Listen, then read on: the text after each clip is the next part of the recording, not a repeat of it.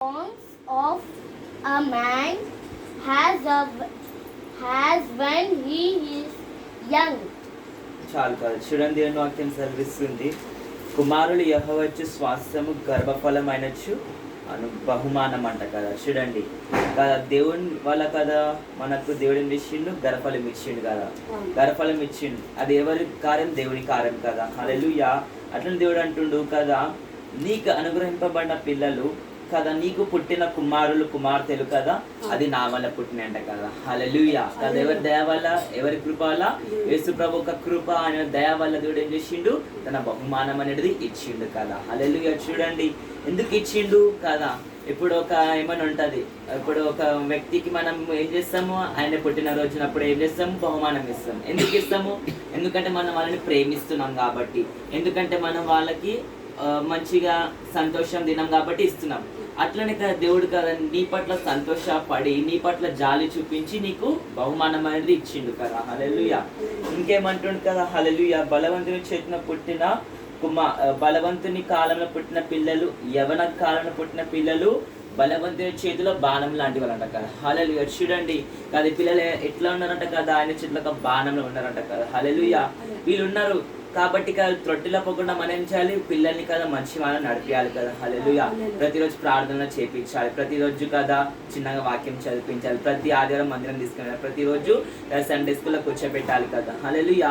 అప్పుడు వాళ్ళు ఏమైతే ఉంటారు కదా, అక్కడ చెప్పబడుతున్న వాక్యం ద్వారా కదా, చదువుతున్న కదా కంటెద వాక్యాల ద్వారా కదా, చేస్తున్న ప్రార్థన ద్వారా, వింటున్న పాటల ద్వారా వాళ్ళకు బలపడుతుంటారు కదా. హల్లెలూయా.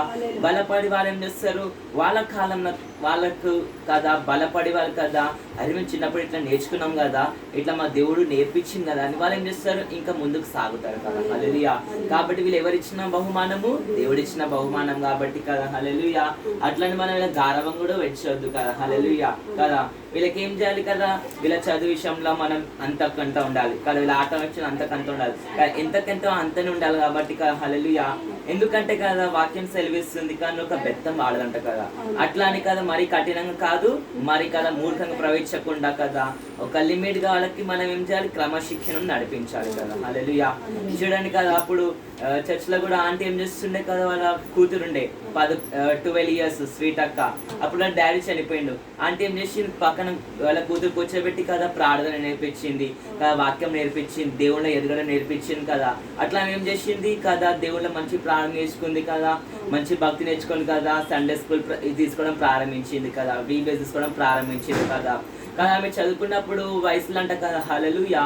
ఆమె కదా కాలేజీ నుంచి వస్తుంటే ఒక ఆమె కదా చూసి కదా, నేను కాలిపోతున్నా ఉరుకుతుందంట కదా. హల్లెలూయా.